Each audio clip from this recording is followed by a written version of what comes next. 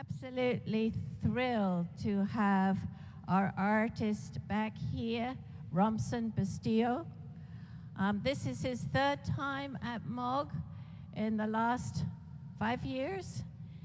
Yes, 5 years, and we're so glad to get to know him. He's a multimedia artist, performance artist, printmaker, and now he's exploring glass to further his work, which at this time here with us, to read what he says in his artist statement regarding this residency, is to expand his series of glass funerary forms inspired by the secondary burial traditions of pre-colonial and pre-Ambramaic Philippines, as well as related Southeast Asian and Austroasian practices. And it's so exciting to see him utilizing this material in these very forms and historical traditions. So on that note, I turn it over to Romson. And do you want the microphone? Yes. Tell me if I doesn't. Sometimes I'm not close. There we go. Good afternoon, everyone. Before I begin, I'd like to acknowledge that I am and we are in the traditional lands of the Puyallup and Coast Salish peoples. I have lots of photos and images, and we'll go quickly, and then we'll have a brief Q&A. It's a survey of my work and how it relates to my time here at the Museum of Glass. I am really thankful and fortunate to be here with this phenomenal group of artists, this phenomenal group of creative people. So we'll start out. Hopefully I can control this thing. All right. So my name is Romson Regarde Bustillo, and my actual name is Romeo's son. So my father wanted to make sure that we knew that. So the short version of Romeo's son is Romson. And this is the folks that brought us here to the United States between the 60s and the 70s. My family and a large group of our family all moved to the States. We had some connection to the United States from the colonial era when the Philippines was colonized by the United States. We were fortunate to some degree that we were not separated from each other. And just a little background about the geography of where I'm from. That's the Philippines right there. It is fairly close to the other Southeast Asian countries, which we have a strong connection with from time immemorial, and that includes Malaysia, Indonesia, Vietnam, Cambodia, Thailand, Burma, and the southern parts of China. This little map just shows where my parents were born, so they're fairly close to each other in the northern coast of Mindanao. Mindanao is a fairly diverse island. It has both Christian, Catholic, and Muslim and Lumad or indigenous communities. Here in the States, I started fairly young. I was very fortunate to have Marita Dingus and Drake Technital, both Northwest artists, to take interest in me and to mentor me during the early 90s, where I had a studio in what is now, well, actually it's currently still called the 619 building. Before it became a more commercial building, it was packed full of P&W, Pacific Northwest artists. All right, so, we're still there. So I would very much like to honor them. Marita Dingus is still with us, and Drake Technital passed about a decade ago. All right, so part of my practice involves teaching, and this is a collaboration with Marita Dingus. We work with Hmong and Mien immigrants to create works that had a strong connection to Marita's practice of building from found material and found objects, which has correlations with the work I do. I'm very fortunate to have had some great influences and teachers including Maestro Sinchiburo Takeda, who is a Mexican-Japanese artist in Oaxaca, which has strong connections also in Seattle. Many of the printmakers in Seattle have visited him and have taken courses with him, know his art very much. Right? Oh, this is interesting. This is photos of folks from an organization in Indonesia called Garage. I think it's when you have the opportunity, it's very important to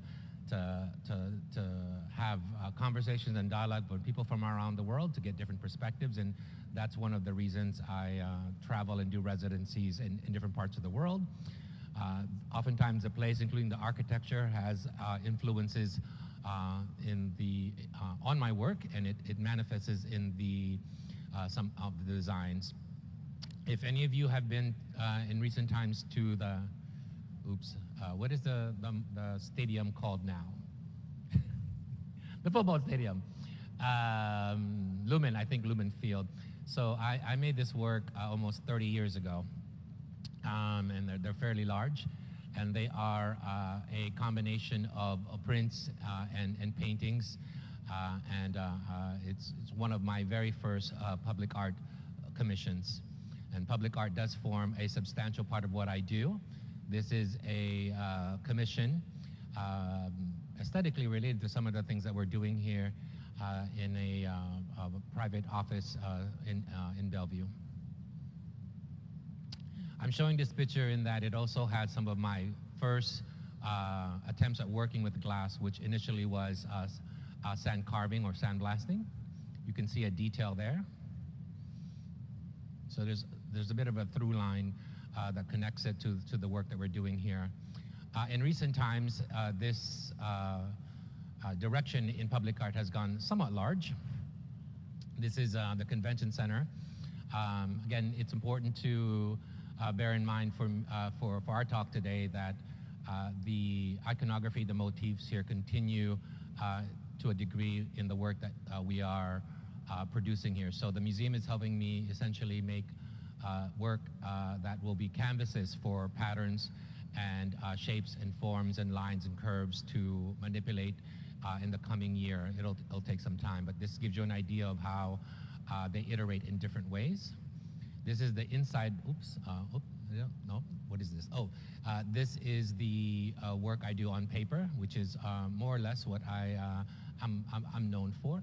So I make mixed media work out of print. So all my work is pulled from the printing that I do over the course at this point of over 30 years.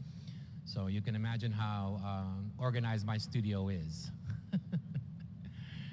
This is a more recent example.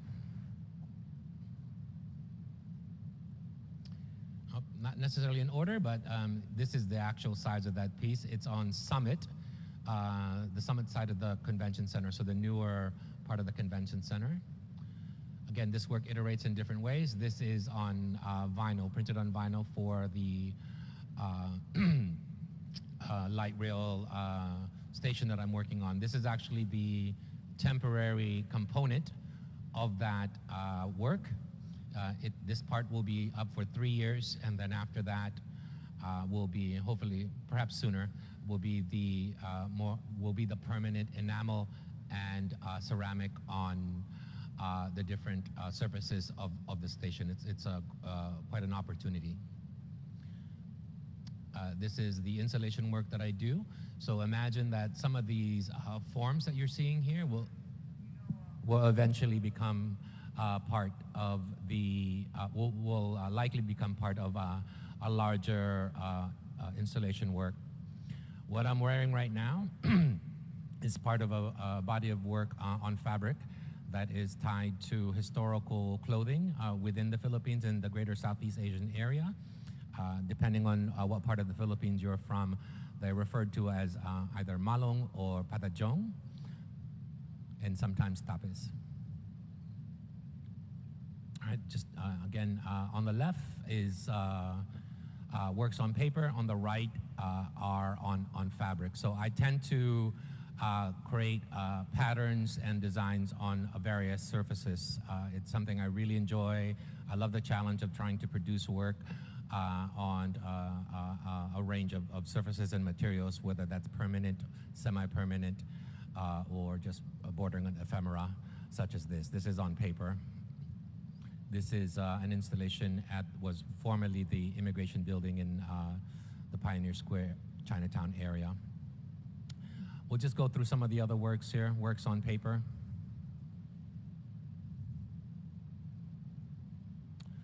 I have a strong body of, I have a long body of work, meaning I continue to make them that are, I suppose one could say, are abstracted portraits. This is Dante waiting for the number 7. So they're real people that I've known throughout my life. This is a classmate when I first came to the States. His name was Dante, and the number 7 bus was the bus that us young folks took in Columbia City to reach other parts of the city. I believe this one is Fatima of Rainier Valley. Again, many of the students, both classmates and students that I've worked with have had this name. I don't know why I said it. I find the idea of, looking at works, at titles, at images from one's perspective, to have a conversation about one's perspective of what that might mean to one and what might mean to another person. In this case, Fatima, depending on your background, could be of Muslim origin or of Catholic origin. It's a common name for both faiths. This is another group of prints. The one on the left there is Michael Brown and the Everlasting Universe.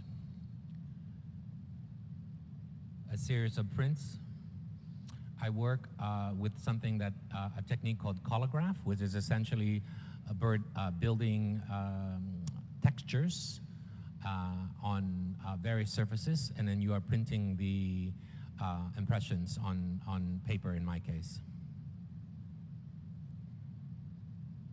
Another collograph. This is, we can explore a little further. I won't read all this, but we can just perhaps look at the performance, if they can put it up. I'm not sure if they can play it.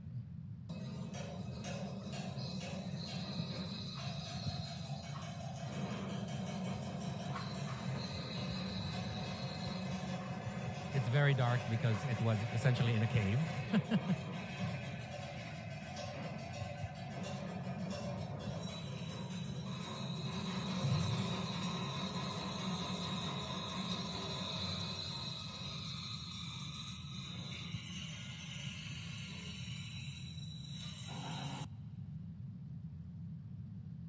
So the sound that you see there was created during that residency at ADK in southern Spain.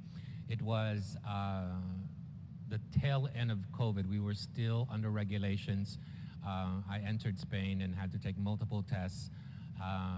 Very sadly and unfortunately, like many places in this town, there was a large, significant loss of life. Many of the smaller towns in Europe have a very elderly population. The performance here is part of a series of work called proximity modifiers. We can talk a little bit further live if you'd like, but the idea for this performance was very much site-specific, and the loss and also the memories that were happening in this place during that time that I think many of us can share, but also have very personal experience during that time. I was a dancer when I was a child. There I am. I'm the cute one. I show this picture in that sometimes people are surprised that I do movement and I do dance and I do performance. Like our parents, we had to put away some things when we came to the United States, either to assimilate or to focus on, I suppose, what we thought were more important things. But I've always had a very beautiful memory of my time as a young person dancing at my schools and programs in Mindanao, and we tried to carry it over for for a few years when we first came here, but as you can imagine, adjusting to new life, priorities can shift. These are different interventions or performances in different parts of the world. The language you see behind you there is in Catalan. The general translation is dignified housing. I look at, like many artists, I look at some of the conditions that people are facing all around the world. It's very easy in such a large and dominant country to imagine, in my case, I'll speak for myself, that some of these issues are local to us, but the idea of affordable housing is very much in the minds of many people around the world, including generations that were, until fairly recently, did not really have the concern of not being able to have proper housing. Sometimes these intervention performance take, if you will, a lighter tone. So this is a dinner that we had in Barcelona. These are some of my extended family. For the work that we're doing here, some context. I am touching on burial traditions, funerary traditions, funerary objects that have a historical connection to the Philippines, Southeast Asia, and the Pacific. Having said that, the practice of caring and memorializing our dead is certainly part of the human experience, if not a defining factor of the human experience. And for me, in the art that I make, I want to be clear that I have a reference point, that my background has the capacity and the vocabulary to speak of things that all of us can connect to. So these objects also have signals that indicate where we are presently, we, you, and me. For example, it may seem rather basic that it has the baseball cap, but that very much dates us and places us if anyone was to find these jars, which are both have an aesthetic value and also a utilitarian value. The idea is that they could be used as a secondary burial jar or a jar for, let's say, a cremation. So they certainly can serve the purpose that they're intended for. The idea that caring about the ones that we love after they're no longer with us, I find, I suppose, something that binds us. It's at the risk of sounding repetitive, which we are in an era where sometimes one has to repeat themselves. I strongly believe we need to look for those things that define the human condition in all of us. And part of that is a community. So I'm very fortunate to have artists within the Pacific Northwest that I collaborate with. This gentleman is now in California, but for a long time, David Rue was a dancer that collaborated with many artists here in the PNW. Also, what you don't see here are about 30 other cultural bearers, scientists, and other community members that participated in this performance, which is a fairly common occurrence in my work, including the scientists who helped us, Jason, who helped us have a better understanding of something called signal transduction, which is essentially how our body operates. Sometimes I sneak up on museums and say hi to the relatives. So this is an anthropology museum in Spain, and these are Bulol deities that were on display. And then afterwards, we did a little intervention in the streets during one of their festivals. We'll just go through a series of other performances.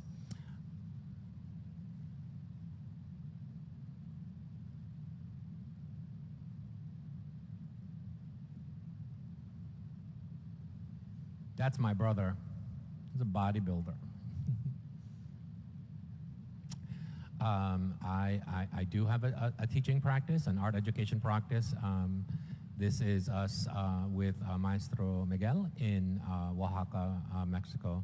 We bring students from the United States to different parts of the world, Mexico and Barcelona currently, and we also bring those educators when we can to the United States to share their knowledge. These are the wonderful people that have helped me in the last 5 years produce work that has really moved the trajectory of my work. I imagine that we will only not necessarily grow larger in scale, but that our work will evolve in this medium, and also that it will be incorporated into other mediums that we work with. This is a little bit about the process. So when I say the canvas, it's the surfaces of, you may notice that some of the work here, or a significant amount of them, have a lot of unworked space. That is the space that I go back and narrate the things that I would like to share with audiences. This is a part of that process. Scratching out some, one might say, imperfections that I, after some sand carving, with just the actual tool itself, rather than with the machine. This is the finished product.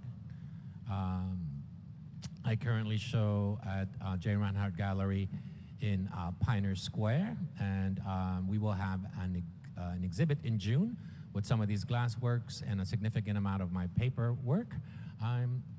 Well, this one is already in the collection of Seattle University, so maybe it will be there, maybe it won't.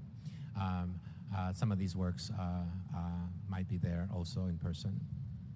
But it gives you an idea of the process after they leave the Museum of Glass.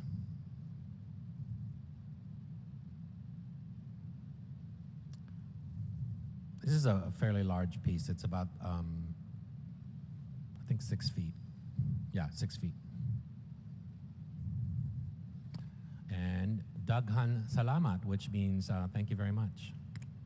All right.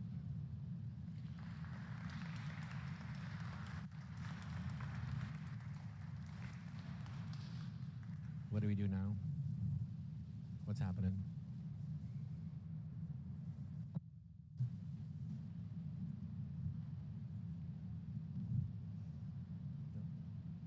Oh, you want the mic. That's true.